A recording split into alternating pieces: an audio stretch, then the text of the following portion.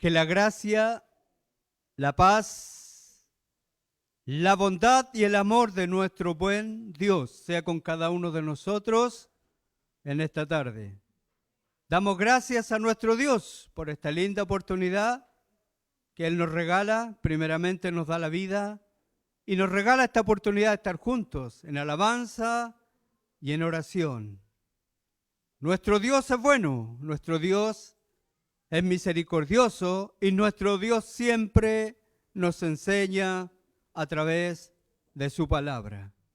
La palabra de Dios para nosotros el día de hoy se encuentra en el Evangelio de Marcos, capítulo 14, versículos 32 al 42.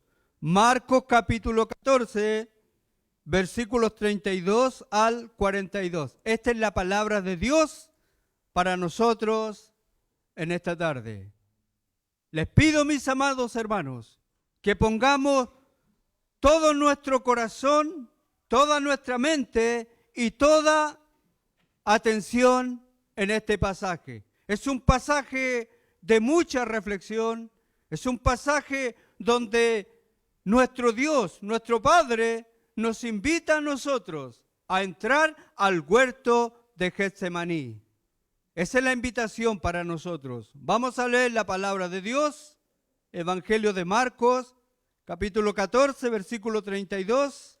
La palabra de Dios dice así: vinieron pues a un lugar que se llama Getsemaní, y dijo a sus discípulos: sentaos aquí entre tanto que yo oro.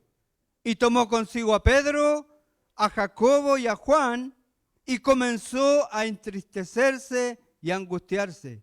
Y les dijo: mi alma está muy triste, hasta la muerte. Quedaos aquí y velad. Yéndose un poco adelante, se postró en tierra y oró que si fuese posible, pasase de él aquella hora. Y decía: Abba, Padre, todas las cosas son posibles para ti. Aparta de mí esta copa, mas no lo que yo quiero, sino lo que tú. Vino luego y los halló durmiendo y dijo a Pedro: Simón, ¿duermes? ¿No has podido velar una hora? Velad y orad, para que no entréis en tentación. El espíritu a la verdad está dispuesto, pero la carne es débil. Otra vez fue y oró diciendo las mismas palabras. Al volver otra vez los halló durmiendo, porque los ojos de ellos estaban cargados de sueño y no sabían qué responderle. Vino la tercera vez y les dijo: dormid ya y descansad. Basta, la hora ha venido, y he aquí el Hijo del Hombre es entregado en manos de los pecadores. Levantaos, vamos, he aquí se acerca el que me entrega. Esta es la palabra de Dios para nosotros en esta tarde. Antes de entrar al pasaje, tenemos que mencionar que es la última noche que nuestro Señor Jesucristo se reúne en un aposento alto con todos sus discípulos para celebrar la Pascua, y también para instituir la cena del Señor. Esa noche, nuestro Señor Jesucristo lavó los pies de sus discípulos. Esa noche también nuestro Señor Jesucristo anuncia la traición de Judas. También anuncia la negación de Pedro y también el abandono de los demás discípulos. Eso está pasando en esa noche. En unas horas más, Jesús va a ser arrestado, lo harán pasar por 6 juicios, lo condenarán a muerte, pero antes lo van a azotar, lo van a escarnecer, se van a burlar de él, se van a reír de él y lo llevarán a la cruz del Calvario. Antes de ir a la cruz, Jesús hace una parada en uno de los lugares más especiales y favoritos de él. Es un lugar donde acostumbraba a ir cada vez que podía. Y todos sus discípulos sabían de este lugar. En estos momentos los invito porque vamos a entrar al huerto de Getsemaní. Y Getsemaní significa prensa de aceite, porque en ese lugar se trituraba y se exprimía el aceite de olivo. Y justamente en el huerto de Getsemaní, nuestro Señor Jesucristo va a ser triturado, exprimido, prensado, procesado y aplastado hasta el más alto dolor. Getsemaní es el lugar más duro, más difícil que pudo experimentar el Hijo de Dios. Nuestro Padre Celestial en esta tarde a nosotros nos permite ver un poquito de lo que pasó esa noche en el huerto de Getsemaní con el alma de su Hijo Jesús. Dios nos da esta bendición, nos permite a nosotros hoy ver un poquito de lo que pasa en el huerto de Getsemaní. Hermanos míos, si estamos pasando momentos duros, esos momentos difíciles, esos momentos de aflicción, Getsemaní nos va a enseñar a nosotros cómo debemos enfrentar los momentos de prueba en nuestras vidas. Getsemaní nos va a enseñar a nosotros lo que es más importante hacer en esos momentos difíciles, duros, de prueba y de aflicción en nuestras vidas. Amén. Getsemaní es la antesala de la muerte de Jesús en la cruz. Y quiero recordar en esta tarde un pequeño recuerdo. Quiero recordar que nuestro Señor Jesucristo es 100% divino y 100% humano. Él es 100% divino. Él es igual al Padre e igual al Espíritu Santo. Pero también Él es 100% humano. Es como usted y como yo. Con la única gran diferencia que Jesús era sin pecado.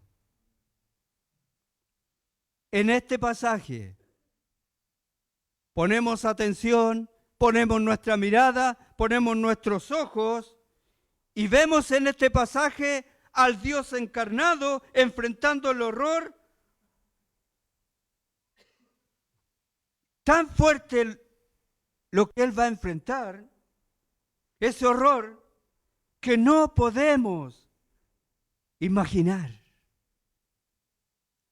Y Dios quiso que todos nosotros escuchemos los gritos de Jesús y viéramos sus ojos llenos de lágrimas. Amén. Vamos al pasaje, por favor. Estamos en el capítulo 14. Vamos a leer versículo 32 y versículo 33. Marcos capítulo 14, versículos 32 y 33. Vinieron pues a un lugar que se llama Getsemaní y dijo a sus discípulos: sentaos aquí, entre tanto que yo oro.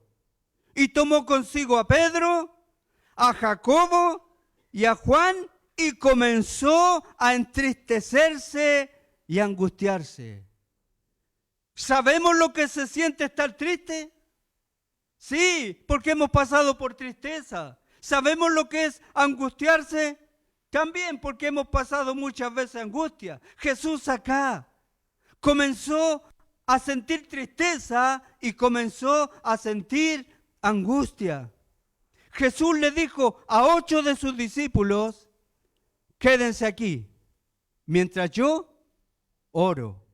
Y por otro lado, tomó a Pedro, a Jacobo y a Juan. Estos 3 discípulos son los primeros 3 discípulos que nuestro Señor Jesucristo llamó al ministerio apostolado. También estos 3, Pedro, Jacobo y Juan, ellos vieron y oyeron cosas que los otros apóstoles no vieron ni escucharon. Pedro, Jacobo y Juan, ellos vieron cuando Jesús resucitó a la hija de Jairo. Ellos estuvieron ahí. Pedro, Jacobo y Juan estuvieron presentes en la transfiguración de Jesús. Cuando Jesús se transfiguró y aparece hablando con Elías y Moisés. Pedro, Jacobo y Juan, ellos escucharon la voz de lo alto que decía: este es mi hijo amado en quien tengo complacencia.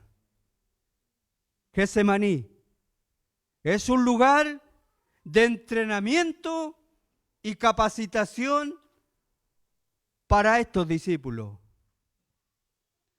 Jesús permitió que lo acompañaran Pedro, Jacobo y Juan, no porque Él necesitaba la compañía de ellos.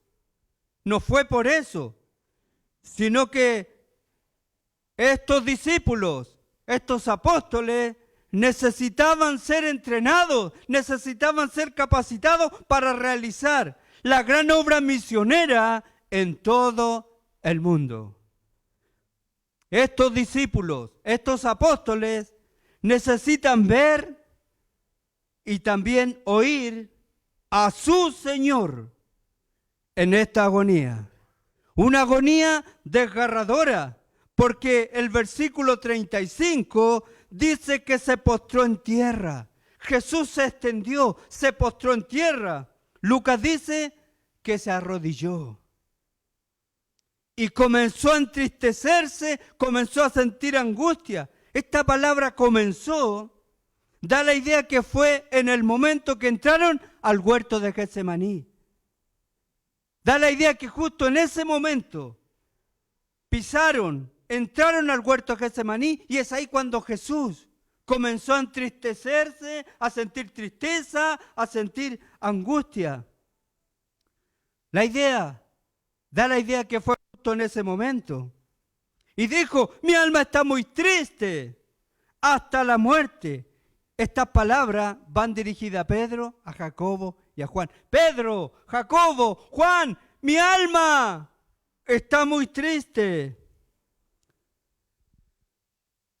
Pedro, Jacobo y Juan, ellos están acostumbrados a mirar y ver muchas veces al maestro cuando él está orando, ¿no es cierto? Están acostumbrados, pero no como oró esa noche. No como Jesús oró esa noche.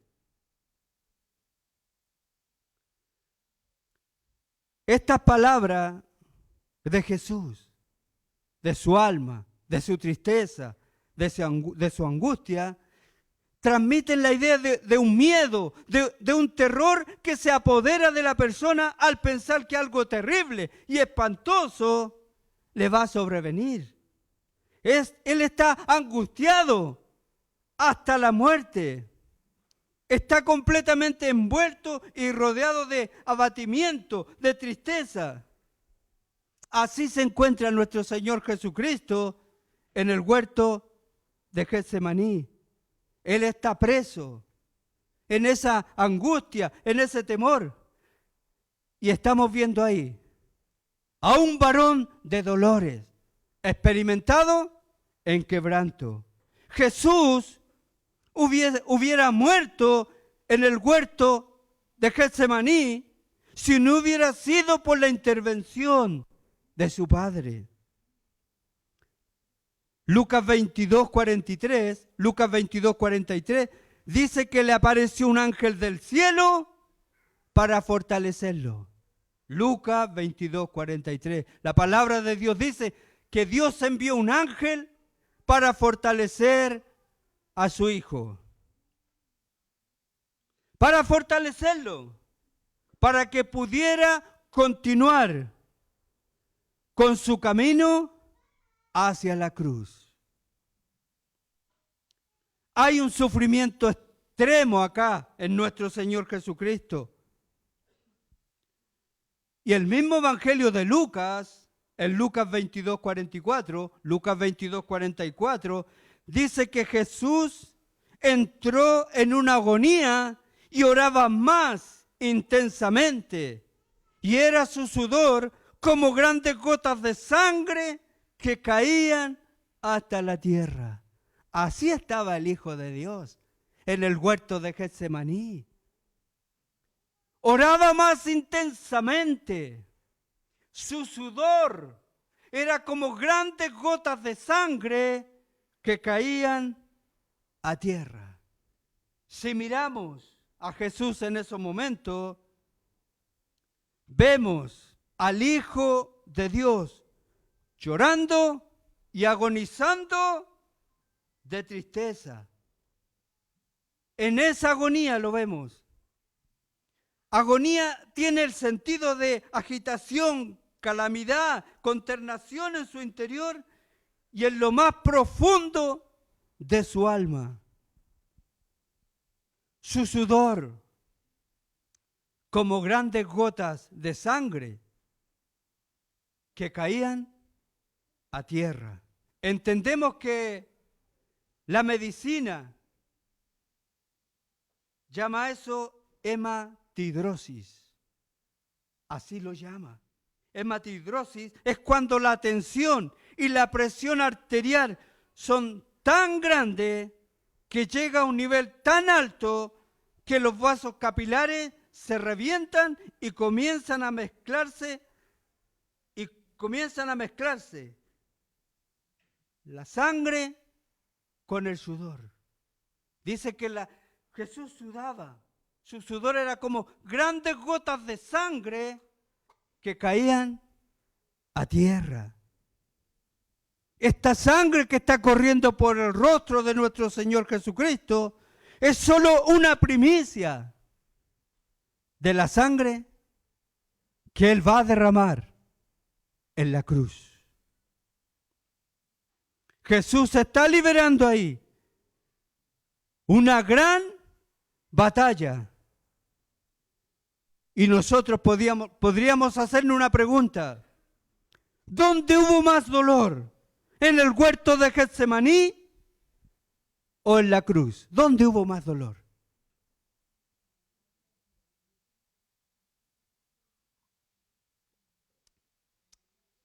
Para que pensemos, para que meditemos. ¿Dónde hubo más dolor? ¿En el huerto de Getsemaní o allá en la cruz? Para que pensemos, para que meditemos, para que reflexionemos. Pregunta: ¿qué había llenado de terror y angustia el alma de Jesús? ¿Qué es lo que lo tiene así? Tan angustiado, tan aterrado. ¿Qué es lo que tiene así a nuestro Señor Jesucristo? ¿Qué es lo que le perturba tanto? ¿Por qué está como asfixiado, angustiado, afligido, atormentado? ¿Qué es lo que lo tiene así a nuestro Señor Jesucristo? Hermanos míos, aquí en el Evangelio de Marcos, Jesús 3 veces les dijo a sus discípulos, en 3 versículos diferentes, 3 pasajes diferentes, le habló a sus discípulos, le anunció su sufrimiento, rechazo, condenación y muerte. 3 veces lo anunció. Jesús había dicho también, yo soy el buen pastor, y el buen pastor su vida da por las ovejas.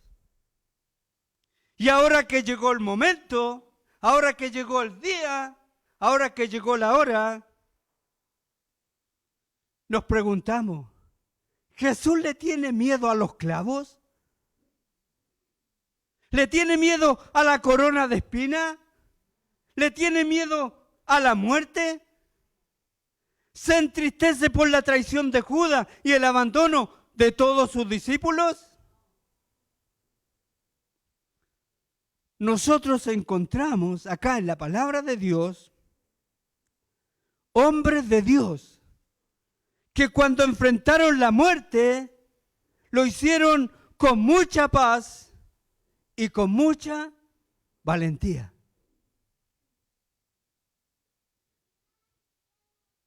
¿Cómo podemos explicar que muchos siervos de Dios parece que enfrentaron la muerte con más valentía y más fortaleza que el mismo Señor Jesús? ¿Acaso eran más valientes que Él? ¿Acaso tenían más confianza y fe en Dios que el mismo Señor Jesús? Escuche por favor lo que voy a decir. Jesús iba a enfrentar esa noche algo que ninguno de sus discípulos podría enfrentar.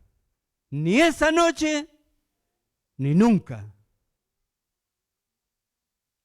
Jesús iba a enfrentar algo que era desconocido para él mismo. Algo que nunca había experimentado en toda su vida. ¿Qué cosa es? ¿Qué cosa es? Porque él lo tiene atormentado, lo tiene triste, lo tiene angustiado, lo tiene afligido. ¿Qué cosa es? Es algo que nunca había experimentado en su vida. Es algo que los discípulos no podían enfrentar ni ahora ni nunca. Mire el versículo 35, por favor. 14:35.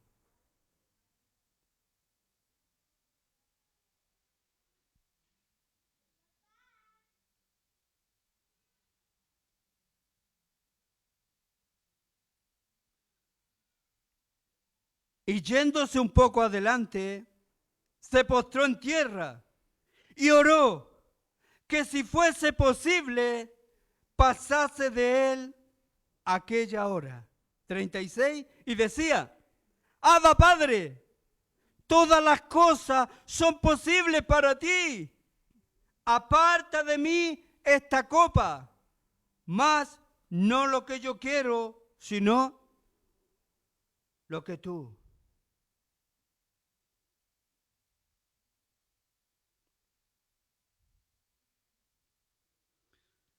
No sabemos cuánto tiempo estuvo el maestro orando. No sabemos. No sabemos cuánto tiempo duró la oración de Jesús. Lo que sí sabemos es que le dijo a Pedro: Pedro, ¿no has podido velar una hora? No sabemos cuánto duró la oración. Lo que sí sabemos, el contenido de la oración. Eso es lo que sabemos. El contenido de la oración y la petición que Jesús le hizo al Padre esa noche. Eso sí lo sabemos. Jesús está diciendo: Padre, si fuese posible, pasa de mí esta copa. Aparta de mí esta copa. Hermano, Jesús está pidiendo al Padre no beber el contenido de la copa. Eso es lo que Él está pidiendo. La pregunta es: ¿qué contiene la copa? Porque eso es lo que tiene aterrado, eso lo tiene angustiado, eso lo tiene triste. Es el contenido de la copa. ¿Qué contiene la copa? Que Jesús, ¿qué es lo que contiene la copa? Que Jesús por un momento rehúsa a beberla. ¿Qué contiene? Acompáñenme, por favor, a Salmo 75, versículo 8. Salmo 75, versículo 8.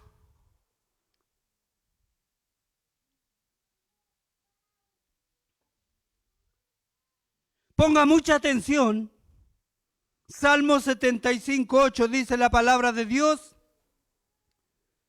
porque el cáliz está en la mano de Jehová, y el vino está fermentado, lleno de mistura, y él derrama del mismo. Hasta el fondo lo apurarán y lo beberán todos los impíos de la tierra. ¿Para quién es esa copa? Para los impíos. Jeremías 25:15. Jeremías 25:15, por favor.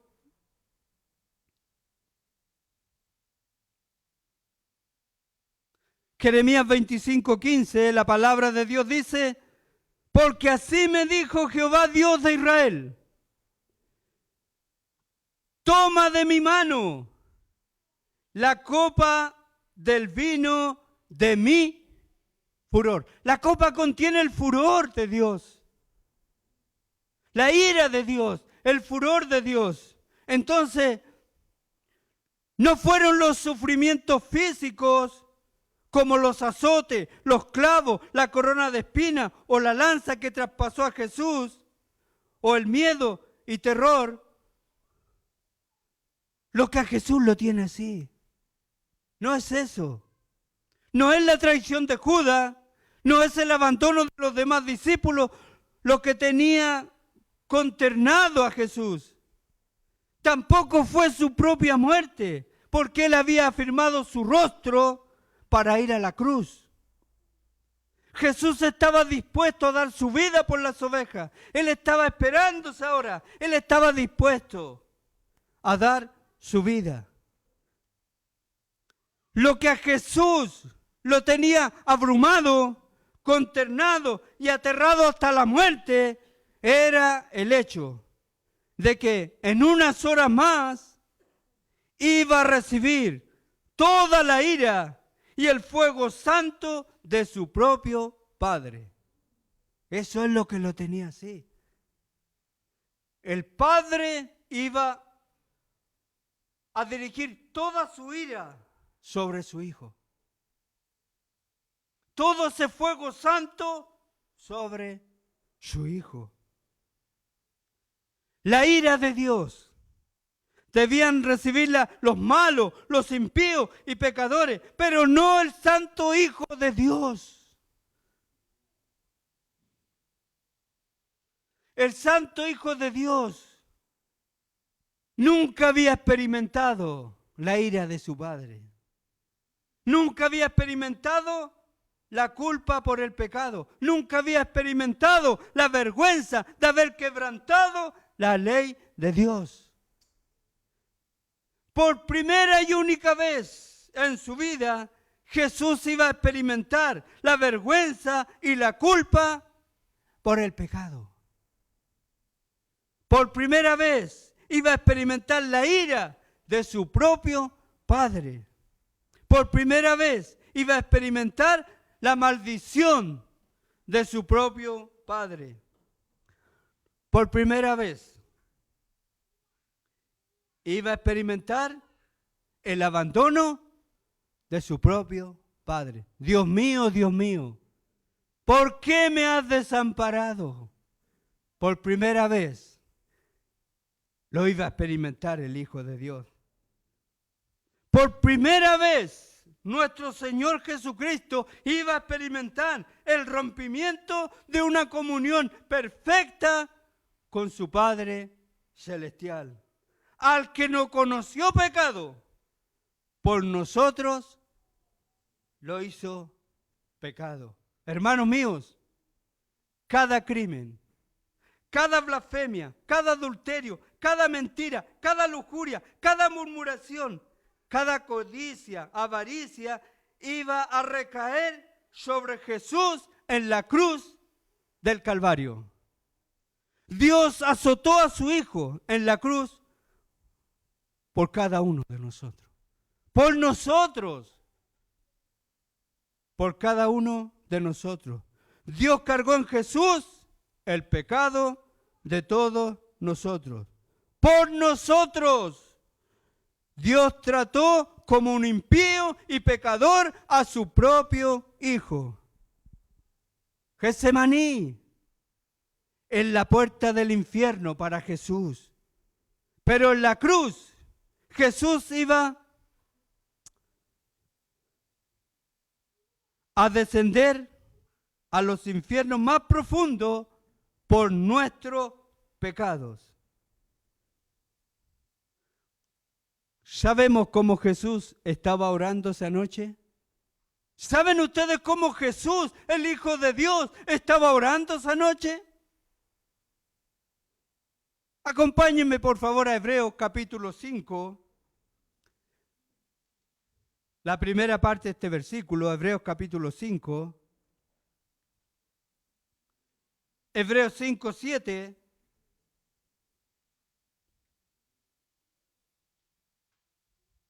Hebreos 5, 7.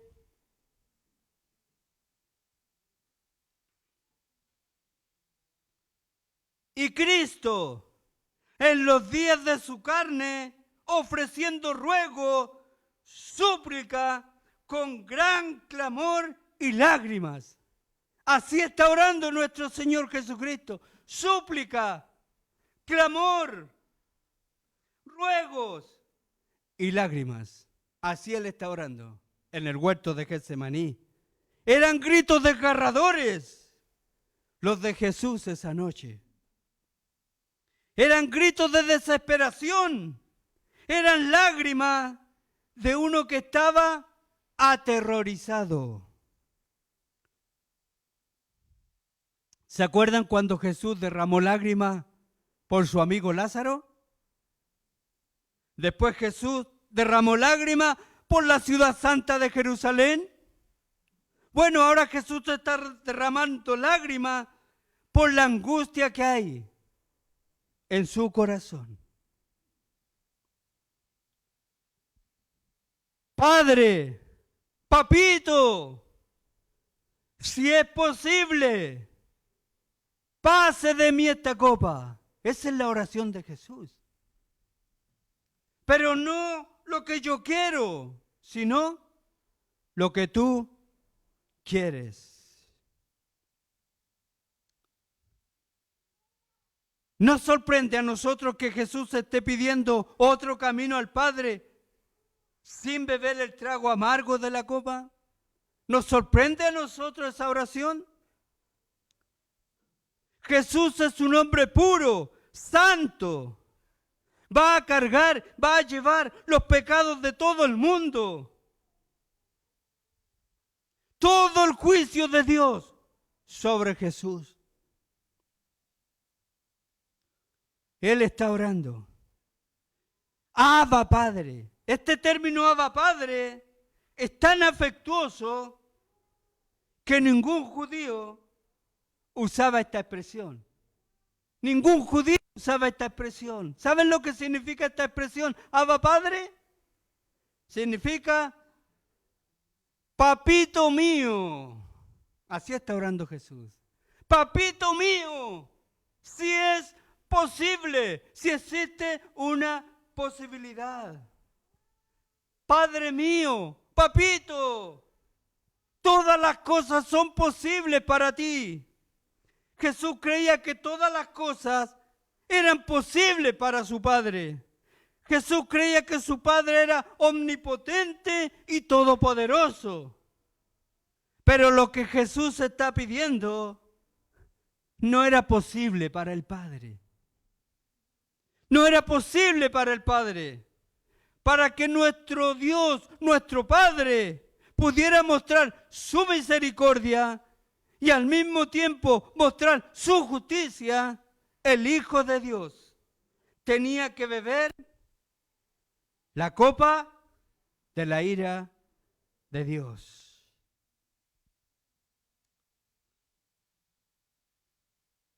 ¿Qué hubiera pasado si nuestro Señor Jesucristo no hubiese bebido de esa copa? ¿Qué hubiera pasado con nosotros, con nuestras vidas, con nuestras almas, con cada uno de nosotros? ¿Qué hubiera pasado? ¿Dónde estaríamos? ¿Cuál sería nuestro destino? ¿Qué pasaría con nuestras vidas? ¿Qué hubiera pasado si el Hijo de Dios no hubiese bebido esa copa?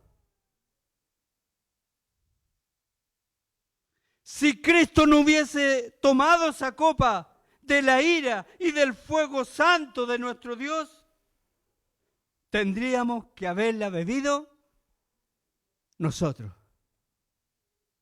Ese es el punto. Nosotros hubiésemos tenido que beber de esa copa.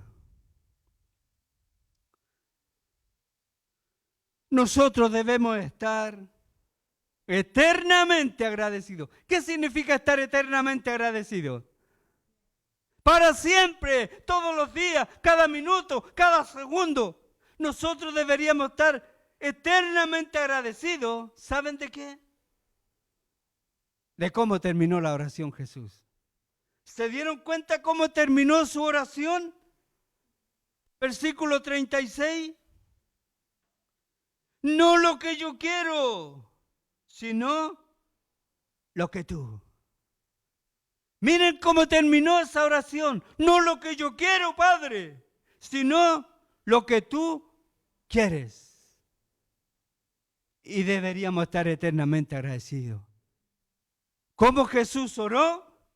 ¿Y cómo terminó esa oración? Más que no sea como yo quiero, sino como tú.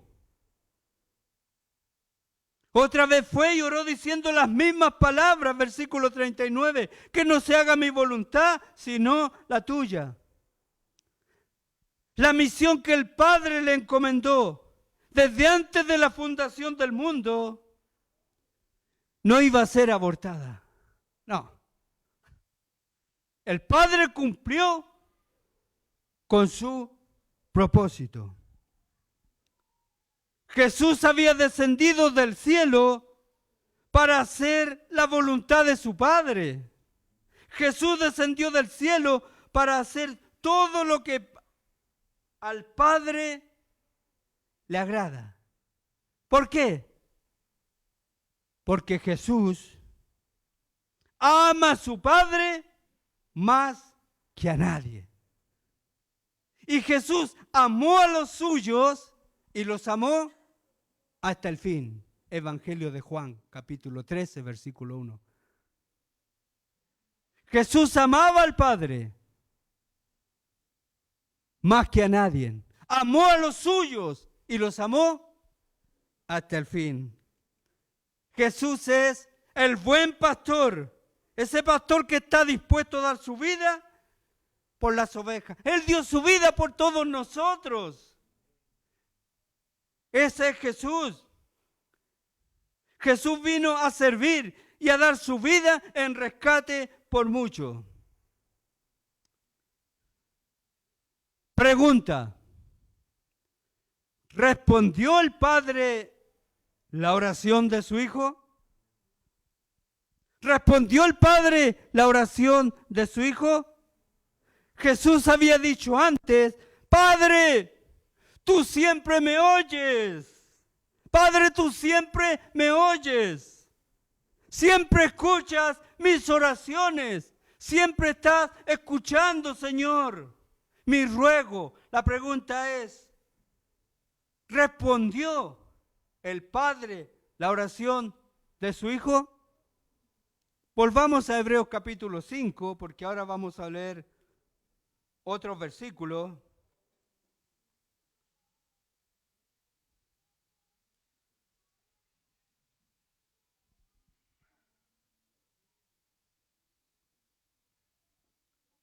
Hebreos capítulo 5, versículos 7 al 10. Hebreos capítulo 5, versículos 7 al 10.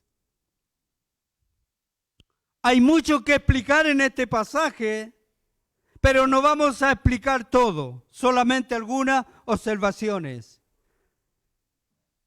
Hebreos 5:7 dice, y Cristo, en los días de su carne, ofreciendo ruegos y súplica con gran clamor y lágrima, al que le podía librar de la muerte, fue oído a causa de su temor reverente.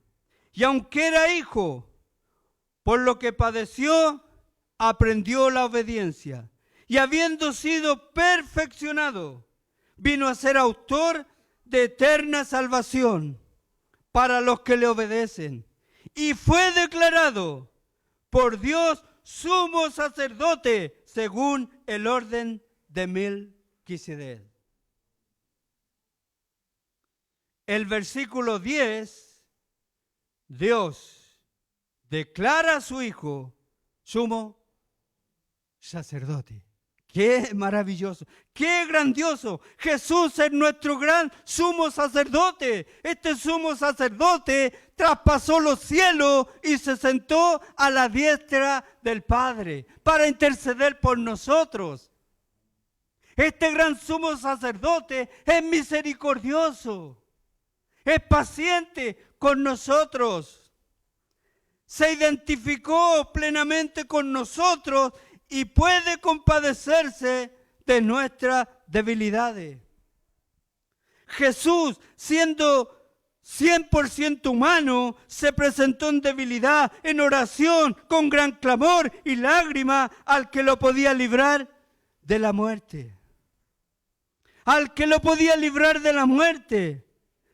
Jesús no fue librado de morir en la cruz. No. Pero sí fue librado de la muerte. ¿En qué sentido? En que la muerte no lo retuvo en el sepulcro, sino que Dios lo resucitó al tercer día de entre los muertos. Amén. Fue oído a causa de su temor reverente. Dios escuchó su clamor, pero no para librarlo de la copa amarga, no para librarlo de la cruz del Calvario, sino que Dios el Padre lo escuchó y lo libró del poder de la muerte, resucitándole con poder y gloria al tercer día. Eso hizo el Padre. Así es este gran sacerdote que tenemos nosotros. La oración de Jesús fue oída porque se hizo la voluntad de Dios, tal como Jesús había pedido. Pero no se haga como yo digo, sino como tú. Fue oído porque Dios le envió un ángel para fortalecerlo.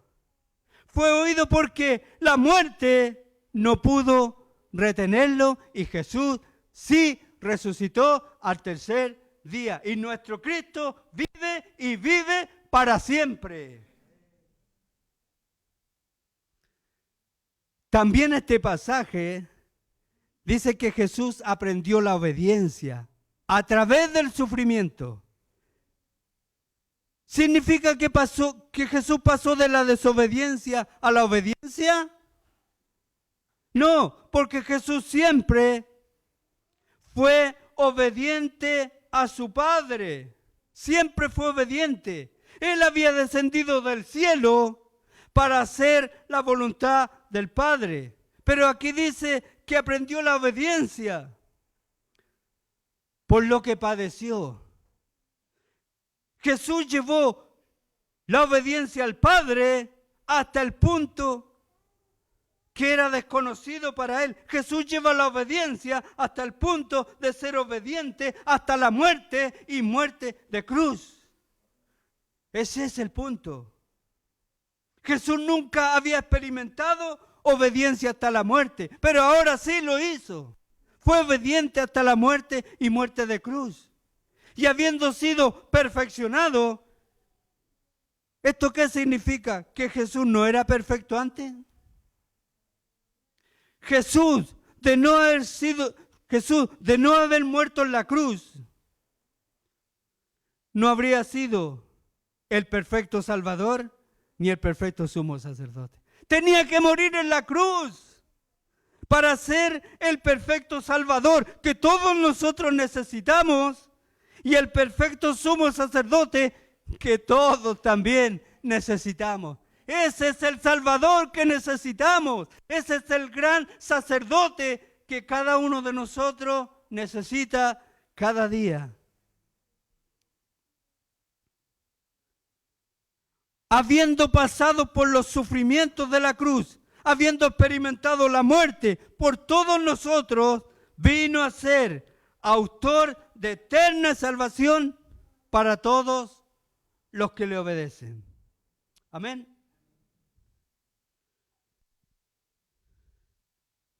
En toda su agonía, en todo su sufrimiento, en todo lo que él está padeciendo,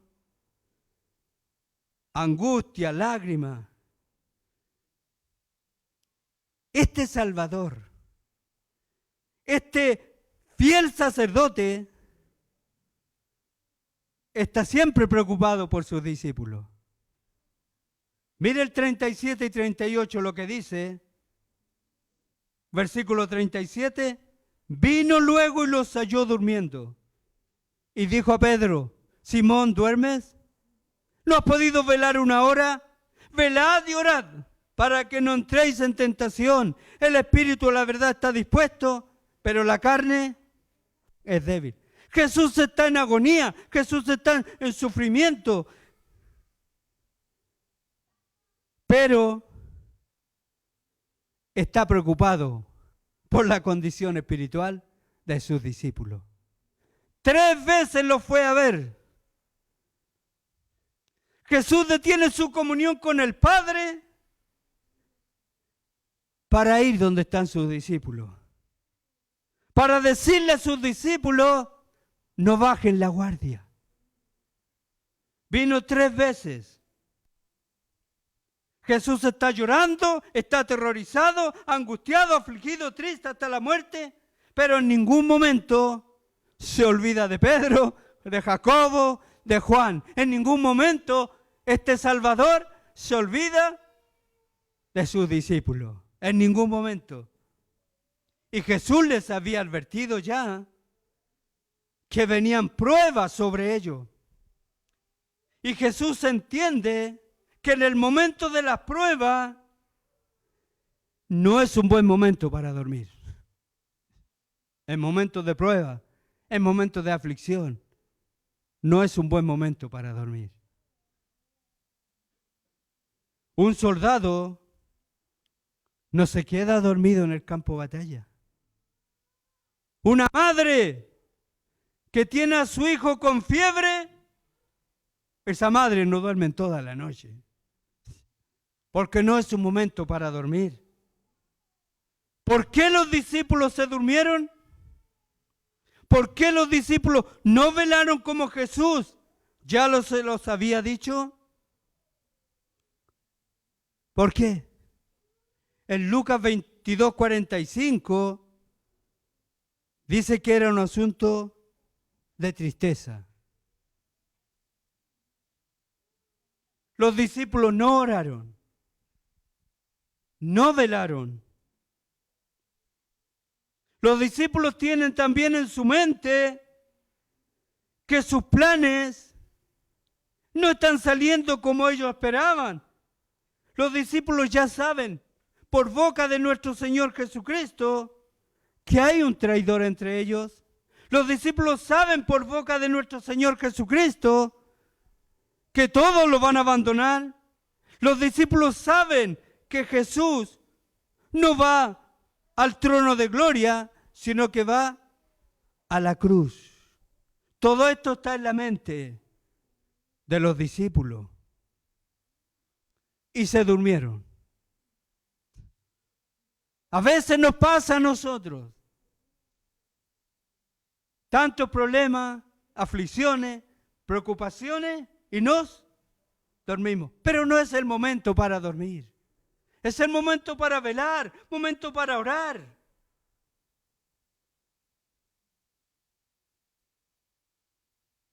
Los discípulos debían haber enfrentado las pruebas de rodillas y en oración.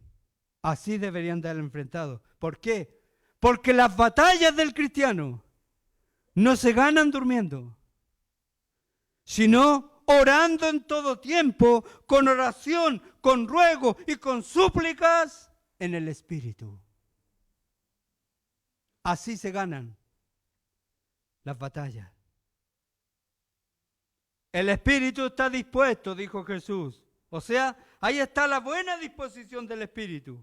El Espíritu está listo para orar, porque está dispuesto. La carne es débil. Somos gente que dependemos todo el tiempo de Dios en oración. Por eso que debemos orar. Pedro, Jacobo y Juan vieron al Hijo de Dios caer de rodilla a tierra en humillación y orando a su Padre. Ahí estaba el ejemplo de Jesús.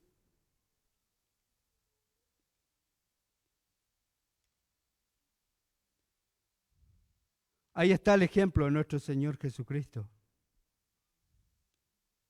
Pedro ya le había dicho a Jesús, Jesús ya le había dicho a Pedro, el Maestro ya le había dicho a Pedro que había orado por él, porque el diablo lo quería zarandear. Ahora, ¿qué tenía que hacer Pedro? Pedro también tenía que orar por él mismo. Pedro, oré por ti. Tú también debes orar por ti mismo. Y nosotros tenemos el gran beneficio, la gran oportunidad de poder orar en todo tiempo, de poder acercarnos a nuestro Dios en oración en todo tiempo. Acompáñenme, por favor, ya vamos a terminar, al libro de Hebreos, capítulo 4. Hebreos capítulo 4, versículo 14.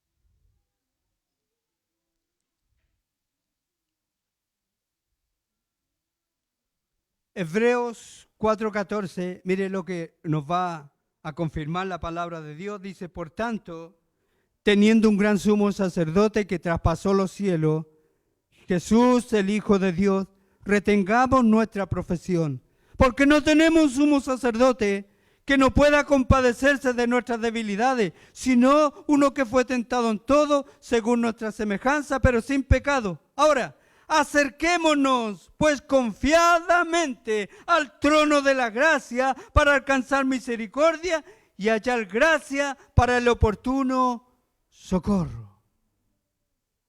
Promesas de la palabra de Dios. Podemos acercarnos confiadamente al trono de la gracia, a la presencia de nuestro Dios para alcanzar misericordia, para hallar gracia para el oportuno socorro. Porque no tenemos un gran sumo sacerdote porque no tenemos un gran sumo sacerdote que no pueda compadecerse de nosotros, sino que uno que vive para interceder siempre por nosotros. Nadie está libre de aflicciones. Ninguno de nosotros está libre de momentos difíciles, duros, complicados en esta vida. Pero en los momentos de prueba y en los momentos de aflicción, no es un buen momento para dormir. No es un buen momento.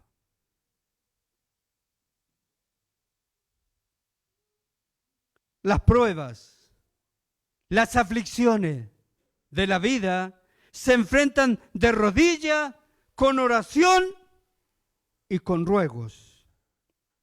En medio de las pruebas y las aflicciones de la vida, lo más importante es obedecer a Dios. no importando lo doloroso que sea. Lo más importante es obedecer a Dios. Nuestras oraciones deben ser: Señor, te ruego que me des fuerza. Señor, te ruego, dame fuerza. Señor, tú le das fuerza al que no tiene. Señor, tú le das fuerza al cansado, al débil. Tú eres nuestra roca, tú eres nuestra fortaleza. Tú eres nuestro pronto auxilio en la tribulación. Señor, en medio de la prueba, ayúdame a hacer tu voluntad y no la mía. Señor, ayúdame a hacer tu voluntad, a pesar de mis lágrimas, a pesar de mi dolor. Ayúdame a hacer lo que tú quieres y no lo que yo quiero. Así deben ser nuestras oraciones en esos momentos duros de aflicción y de prueba, mis amados hermanos. Bien, mis amados hermanos, que nuestro Dios nos ayude.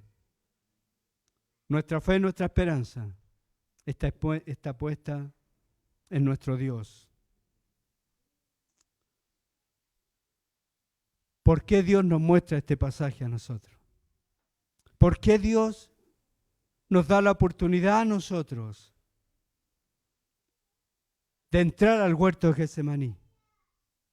¿Por qué Dios nos da la oportunidad de ver cómo está sufriendo y padeciendo su Hijo Jesucristo? ¿Por qué Dios nos muestra esto? Es para que nosotros tomemos conciencia, estemos conscientes del costo que se pagó por cada uno de nosotros. Que nuestro Dios bendiga grandemente a su iglesia. Dios les bendiga, mis amados hermanos, y muchas gracias por esta oportunidad.